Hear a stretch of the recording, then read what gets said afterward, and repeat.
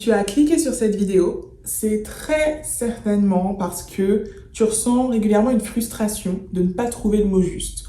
Tu cherches tes mots, tu as l'impression de manquer de vocabulaire et ton cerveau mouline, réfléchit et les mots ne sortent pas. Et c'est très frustrant, ça peut créer beaucoup de perte de confiance.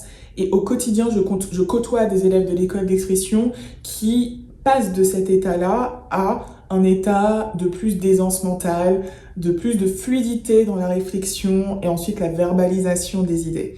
Donc à l'oral comme à l'écrit. Donc si tu as envie de connaître mes habitudes qui me permettent moi au quotidien de trouver plus facilement les mots justes, et ça te permettra aussi de t'exprimer beaucoup plus clairement et de mieux te faire comprendre, eh bien cette vidéo elle est faite pour toi. Et je vous souhaite la bienvenue ou un bon retour sur ma chaîne. Je suis Jennifer Teleb, je suis la fondatrice et la directrice de l'école d'expression. Alors, si tu es une personne qui cherche beaucoup tes mots, que tu as les idées confuses dans ton esprit, que tu manques de confiance, tu as l'impression de manquer de vocabulaire et tu as un peu un sentiment d'infériorité à cause de ton langage, tu te dis que tu n'es pas au niveau et tu es frustré, l'école d'expression a été créée pour toi. Elle n'a pas d'équivalent en francophonie. Et tu dois absolument t'inscrire à notre masterclass gratuite, S'exprimer avec aisance, la technique secrète. Je te laisse découvrir tout ça, c'est juste sous cette vidéo, en barre d'infos, dans la description. Et nous, on commence avec l'art du mot juste, la première habitude que j'ai. Et c'est vraiment une habitude qui m'aide à avoir un vocabulaire au quotidien plus riche. Sachant qu'il y a une précision importante à faire en la matière, l'art du mot juste. Donc, il y a certaines habitudes que je vais vous donner, que je pratique énormément à l'écrit et qui m'aident derrière à améliorer ma langue orale. Et je sais qu'aujourd'hui, on est dans une société qui parle beaucoup d'oral, de prise de parole, blablabla, et ok. Mais à l'école d'expression, on parle d'expression en général, et on sait que pour améliorer son expression orale, il faut passer à l'écrit. Surtout si vous voulez enrichir votre langue et votre vocabulaire. Et c'est pour ça qu'à l'école d'expression, tous les élèves travaillent et l'oral et l'écrit. Et que j'ai développé des techniques qui permettent d'améliorer la précision du langage en passant par l'écrit, ce qui va permettre derrière d'avoir plus de fluidité à l'oral. Il y a un adage que vous connaissez peut-être d'un poète du XVIIe siècle qui s'appelle Nicolas Boileau, un poète français, qui a écrit un jour « Ce que l'on conçoit bien s'énonce clairement, et les mots pour le dire arrivent aisément. » Donc ce que l'on conçoit bien dans notre esprit s'énonce, se dit, voilà, se partage clairement, et les mots pour le dire arrivent aisément. Donc, ce qui prime pour s'exprimer clairement et trouver les mots justes, c'est la pensée, la précision de la pensée, et ça se passe dans votre tête. Et c'est pour ça que de passer à l'écrit, pour arriver en fait, développer vos compétences à préciser votre pensée, ça va vous aider à l'oral, à accélérer le processus et au quotidien à de moins en moins chercher vos mots. Donc je donne cette précision-là parce que je sais que vous êtes trop focalisé sur l'oral, mais si vous voulez améliorer votre langue, je ne parle pas juste d'améliorer l'élocution et la prestance, ça effectivement c'est de l'oral, vous ne pouvez pas le faire à l'écrit. Mais si vous voulez améliorer la qualité de votre langue, votre vocabulaire, trouver les mots justes, il va falloir passer à l'écrit même si vous ne voulez améliorer que l'oral. Ok? Et donc, ces techniques-là, je vais vous dire comment le faire, vous pourrez aussi les utiliser à l'écrit pour améliorer l'oral. Ma première habitude, ça c'est vraiment une habitude que j'ai, c'est d'éviter les mots passe-partout. J'en parle régulièrement dans mes vidéos, vous l'avez peut-être déjà entendu, mais on va le répéter et surtout, j'ai envie que vous preniez ça comme un art de la vie quotidienne. Ne réservez pas cela à quelques occasions de discours importants.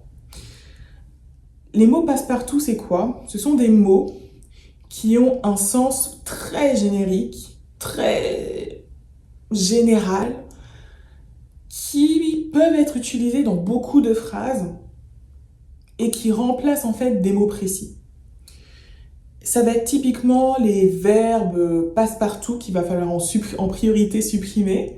Je parle souvent d'eux, je parle souvent d'être, de faire, d'avoir, voilà, des mots qui ont une définition énorme. D'ailleurs, plus un mot a des définitions diverses dans le dictionnaire, plus il y a un risque de l'utiliser comme un verbe passe-partout, comme un mot passe-partout.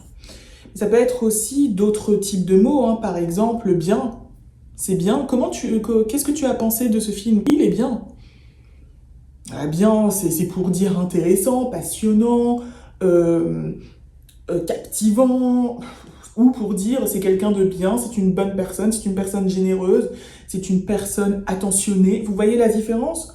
Donc bien, en fait, ça peut être utilisé pour décrire deux choses complètement différentes, et il y a plein de mots beaucoup plus précis pour désigner, avec justesse, parce qu'on est dans l'art du mot juste, votre pensée. Donc au lieu de vous focaliser sur les mots, focalisez-vous sur votre pensée, ce que l'on conçoit bien s'énonce clairement, n'est-ce pas? Et prenez cette habitude d'être précis dans les adjectifs ou les verbes pour exprimer votre idée. Et c'est pour ça que de passer à l'écrit, c'est l'idéal pour développer cette compétence. Donc si vous ne le savez pas, moi j'ai été rédactrice professionnelle. J'ai notamment rédigé des discours pour un ministre, pour le gouvernement français. Avant j'ai été à l'Assemblée nationale, mais c'est surtout en tant que rédactrice de discours pour le gouvernement français et après rédactrice freelance aussi pour différents organismes, des organisations publiques et privées. Quand en fait on rédige beaucoup, et il y a un temps de relecture, ce que pour beaucoup vous ne faites pas. Et on est obligé de se relire parce qu'on sait qu'on va souvent utiliser des mots passe-partout, comme je vous le dis, ou on va répéter les mêmes mots. Et quand on répète les mêmes mots tout le temps, ça veut dire qu'il y a un manque de diversité du vocabulaire. Et c'est pour ça qu'il faut se relire pour dire « Ah, dans ce cas-là, j'ai utilisé le verbe faire, c'était pertinent, mais peut-être que dans d'autres, je peux changer, utiliser un verbe plus précis. » Donc, concrètement, je vais vous donner 2 exemples de phrases pour que vous compreniez c'est quoi une utilisation passe-partout d'un mot. Et on va prendre le verbe faire. Donc la première phrase, c'est « Je vais faire ma présentation demain ». Je comprends cette phrase, mais ça aurait pu être plus spécifique en remplaçant « faire » par « présenter », ça clarifie l'action. Je vais présenter mon projet demain. Comme ça, on précise même le complément. Plutôt que de dire la présentation, je vais présenter quoi? C'est quoi le sujet de ma présentation? On peut même préciser le projet, ce que c'est. Je vais présenter mon projet de recherche en biologie demain. Je sais pas quoi. Voilà. Et là, on entre tout de suite dans une phrase beaucoup plus riche. Pourtant, est-ce que y a des mots ultra compliqués? Non. Mais c'est ça l'art du mot juste. C'est être précis, mais on peut être simple tout en étant précis. Une autre phrase, ça serait « Peux-tu faire le dîner du soir ?» Je comprends. Bon, le dîner de ce soir, c'est redondant. Peux-tu faire le dîner? Ok. Pourquoi pas? Mais, ce qui va être plus intéressant, c'est peut-être d'utiliser un verbe encore plus précis. Peux-tu cuisiner le dîner? Voilà, l'action, c'est de cuisiner. Donc pourquoi ne pas utiliser ce verbe plus précis? Et donc l'art du mot juste, c'est de développer ce muscle en passant par l'écrit, parce que le faire en improvisant à l'oral, c'est trop compliqué en réalité. Vous développez ce muscle à l'écrit en vous relisant, et comme ça, au fur et à mesure, au fil des semaines, votre langue orale va augmenter en qualité. Je peux vous assurer que ça fait toute la différence. Ça va transformer radicalement votre expression. C'est vu et approuvé par des centaines d'élèves de l'école d'expression. Donc je vous assure, c'est très puissant. Ma deuxième habitude, mon autre habitude, c'est d'utiliser des périphrases quand le mot juste ne vient pas. Bah oui. Ça, c'est tout à fait normal et il faut l'accepter. Le but de l'expression, c'est avant tout de transmettre un message. Et parfois, quand vous cherchez vos mots et que vous bloquez sur un mot qui ne vient pas, vous restez trop longtemps bloqué. Et ce que je vous invite à faire, c'est de gagner en souplesse, en flexibilité. Il y a tellement de mots dans la langue française, alors pourquoi rester accroché à un mot qui ne vient pas? Ça n'a pas de sens. Donc l'art du mot juste, c'est aussi l'art de trouver des alternatives quand le mot que vous cherchez là ne vient pas. Au lieu de rester bloqué, d'avoir des blancs et d'être ok, je trouve pas ce mot, ok, mon idée, comment je peux la dire autrement? Flexibilité. Et c'est ça, trouver ces mots justes plus facilement. Ça va vous aider à gagner en clarté plutôt que de bégayer, parce que vous êtes encore en train de chercher le mot et qu'il ne vient pas, et qu'après vous stressez, vous pensez au regard des autres, et c'est un cercle vicieux. Donc, mais moi je vais vous donner un exemple de périphrase. Donc la périphrase, c'est quoi? C'est, en fait, on va utiliser une expression, donc un groupe de mots, pour désigner un mot précis. Donc un exemple qu'on utilise parfois, vous avez c'est peut-être des souvenirs de cours de français, hein. C'est pour dire par exemple Louis XIV, on va dire le roi soleil. Donc on peut l'utiliser comme ça, la périphrase. Sinon, quand vous savez qu'il y a un mot précis pour désigner quelque chose et que vous ne l'avez pas, vous pouvez utiliser une phrase qui va expliquer ce mot. Je vous donne un exemple avec le mot éphémère. Donc éphémère, ça désigne quelque chose qui ne dure pas, qui est très court, qui ensuite disparaît. Ok? Et donc vous avez peut-être ce mot sur le bout de la langue, éphémère. Ah, mais il ne me vient pas, c'est quoi ce mot pour dire quelque chose qui ne dure qu'un temps, puis qui ensuite, après disparaît, s'éteint. Ah, je ne sais plus. Le mot ne me vient plus. C'est peut-être une sensation qui est familière chez toi. Et là, le piège, un piège qui montre que tu ne maîtrises pas encore l'art du mot juste, c'est que tu restes accroché en quête de ce mot éphémère. Et après, la frustration, elle est là parce que tu vas peut-être t'en souvenir 2 heures après. Mais entre-temps, tu dois t'exprimer. Donc, sur le moment, flexibilité suit le flow de la vie.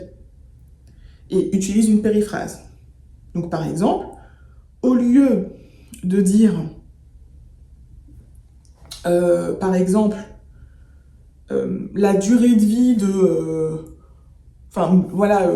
qu'est-ce qu'on peut dire? Oui, tous ces nouveaux outils technologiques comme les iPhones ou autres sont très éphémères, ça aurait été l'idéal, éphémère parce qu'ils ont une durée de vie assez courte. Une autre option, ça peut être de dire tous ces outils technologiques comme les iPhones, eh bien, ont une durée de vie beaucoup trop courte et on va pas dire s'éteignent, en tout cas tombent en panne très rapidement. On comprend ce que tu veux dire, effectivement, éphémère, c'est plus élégant, c'est beaucoup plus précis, mais l'art du mot juste, encore une fois, c'est d'avoir aussi l'idée, et quand elle ne vient pas, de garder la fluidité pour trouver les mots justes qui vont permettre d'exprimer le mot juste. Voilà. Il y a l'art du mot juste qui te permet de gagner en synthèse, en élégance, élever ton niveau de langue, et c'est ça qu'on veut, hein. Les mots riches, éviter les mots passe-partout, c'est la première habitude. Mais la deuxième habitude, c'est aussi de savoir utiliser des mots justes qui vont exprimer ton mot qui ne vient pas. Et l'autre habitude, c'est vraiment dans une droite lignée, elle est vraiment très importante, alors écoute bien jusqu'au bout. Parce que c'est là où je perds tous les combattants de l'école d'expression. Là, tous les élèves, tous leurs efforts, c'est là qu'ils tombent à l'eau. Si le mot parfait ne te vient pas, lâche prise et fais avec le mot qui vient. Et si ce mot qui vient, c'est un mot passe-partout, utilise un mot passe-partout, en particulier quand tu es en train d'improviser à l'oral. Et oui, et tu peux te dire c'est contradictoire. Non. Là, je t'ai fait en fait ces 3 habitudes, elles sont par ordre d'importance. Plus tu vas un langage soutenu, eh bien plus tu vas viser des mots riches, précis et éviter les mots passe-partout. Mais l'art du mot juste, c'est aussi de savoir utiliser le meilleur mot qui vient au moment présent quand on parle à l'oral, parce que sinon tu ne vas jamais être fluide. Tu vas toujours être en quête du mot parfait. Et ça, ce n'est pas l'art du mot juste. L'art du mot juste, ce n'est pas l'art du mot parfait. La perfection est inhumaine. Tu n'es pas un robot. Et même les machines ont quelques ratés, parfois. Donc, il va falloir accepter cela, l'embrasser. Et tu peux te former pour de plus en plus au quotidien utiliser des mots riches, mais tu dois accepter parfois que tu vas utiliser des mots passe-partout parce que c'est ceux qui te viennent et c'est ok. Tu pourras quand même transmettre ton message. Cette habitude, c'est une habitude de lâcher prise. Et c'est ça qui va te permettre de gagner en fluidité.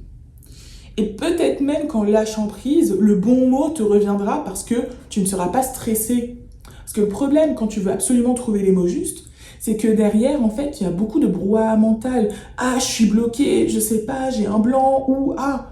Et donc, ton cerveau, il n'a pas l'espace de stresser et de continuer sa réflexion pour éventuellement trouver le bon mot.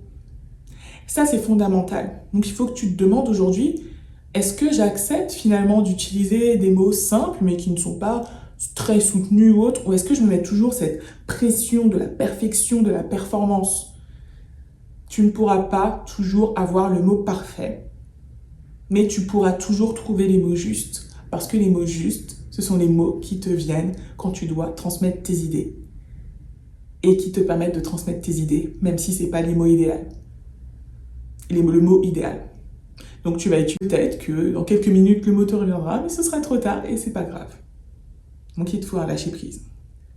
C'est peut-être pas ce que tu attendais, mais je peux t'assurer que sans ça, tu vas toujours galérer à l'oral, tu vas toujours stresser, tu vas toujours manquer de confiance en soi, parce que tu as des attentes qui sont irréalistes.